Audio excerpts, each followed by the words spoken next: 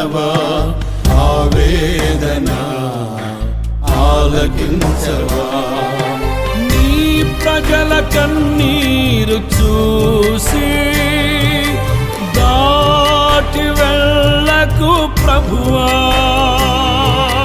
మా దేశ క్షేమము చూసే ఆశ్రయమైన దేవుడవు. దేవా మా ప్రార్థన వినవా, ఆవేదన ఆలకించవా.